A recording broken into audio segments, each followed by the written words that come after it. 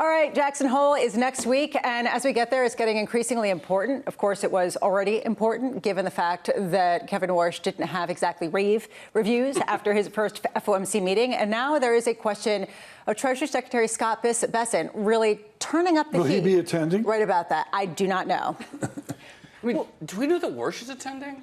Well, I don't know, actually. I don't even know if he's giving a speech, right? And there's a good chance that if he does give a speech, it's not going to be a sort of forward policy speech. It's going to be something about Fed communication style, similar to what he delivered at that July presser. So I don't know. But it is just a really weird time, as you say, because already, look, we have inflation going warmer than expected. We have rates rising at the long end generally. Then we had this meeting where he didn't really say very much. And then we had the Treasury intervention that lasted about 5 minutes. I think Scott Bessent just misses trading. Well, clearly he is running the world's biggest hedge fund, except without the same kind of leverage that he might have otherwise run. There is a question, though, about Fed Chair Kevin Marsh, who I do think is going to be giving a speech. He did say he was going to be there and giving a speech, but said right now it's a blank sheet of paper. So unclear whether it's actually going to deliver something. My key question is, how much will he lean against what Bessent has said and try to say, look, that actually might make conditions more accommodative should they come in on some level? Right. So this is the crazy thing that's emerging now. There's this weird implicit tension between what the Fed's doing under Warsh and Scott Bessent. So Warsh gave the whole speech where he wants markets to be more independent of the central bank. He wants markets to be the ball. Don't just focus on what the Fed is doing. He also said that part of the reason he didn't have to raise rates that month was because long bond yields were rising, and that had an impact on financial conditions. And now here we have the Treasury operating at essentially cross currents to what the Fed seems to be trying to achieve. Meanwhile, you also have the Trump administration, which is also sort of muddying the mix with the Iran war, boosting inflation, everything. Everyone seems to be going off doing their own thing. I think they'll be OBE. They'll be overcome by events. It's a long ways away from the speech, 5, 6, 7, 8, 9 days, and it's an international meeting. If U8 is supposed to speak, what will the Bank of Japan say? How will Europe respond to the comedy we've seen the last 2 days? It's a great point, given the fact that ultimately the idea that long end yields have been rising is not just a U.S. problem. To the degree that people are saying, okay, this is a credibility issue, this is the Fed that has lost the plot, this is a global issue. And to me, that is one of the biggest questions going into this meeting. What is established as the main driver of yields going higher?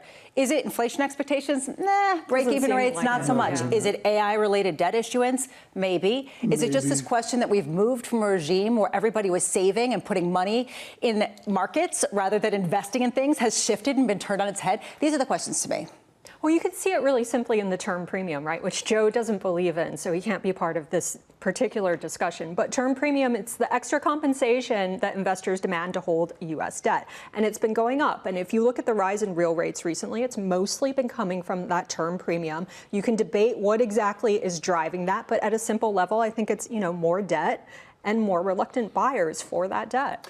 And then I think the other thing, to your point, this global nature, it's we have some major structural inflationary drivers that are fairly new in recent history. This drive towards resource nationalism that no one was talking about 10 years ago, where every random country wants to have its own tungsten mine. That's a new thing. The AI build out. It's really taken off in the 2 years before that, but now these are over the last 2 years, but that's fairly new. The decreasing trade freedom obviously started maybe roughly in the 2016s after the first Trump administration. There are all these new drivers that when you stack them together, then add in the war, you would just expect, if you knew nothing else, that these are all sources of upward pressure on prices. The backdrop of this is an outrageous nominal GDP. We're basically a boom economy almost, kind of like 4%, 5%. Some will model out parts of our economy at 6% nominal. And the what if to me is that must pull back at some point to a more normal nominal GDP.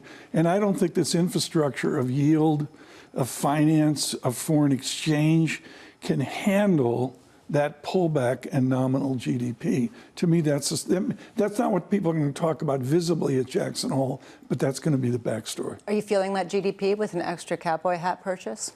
Yeah, I'm going to go to the $1 million. You already have the rugged thing going. Yeah, Tom. exactly. Just keep going. I'm doing the rugged thing here, but the backdrop is gorgeous. This photo, folks, you don't know this, but this photo of our backdrop, Bramo took that when she was canoeing out in the big pond there. Actually, I did go canoeing in the pound. Have you guys ever done that before? No, it's not never a pond, done it's a that. lake. We It's usually really go good. for a hike. But actually, okay, I have a question for both of you, because Yes. you've been going for years now. What do you think the vibes are going to be like? Because we have a new Fed chair who kind of seems like he doesn't really like it when central bankers talk that much. And here we have a whole conference about policymakers talking, essentially. I think that's an excellent question. And I think that one notable feature is that you're not going to see as many Fed officials doing as many public speaking engagements. I also am curious about the vibes, about how many people are actually getting drinks together versus, kind of coalescing in their little Joe, corners. where are you on this? And I brought it up with John Melvey today of JP Morgan, who his thesis in school years ago was on basically the independence of the British financial system. The level of implied dissent against Warsh at this meeting is unprecedented. It really is. Unprecedented. It really is unprecedented. I read a book, I forget which one, My Term at the Fed by Larry Myers, the former Lawrence governor. Meyer.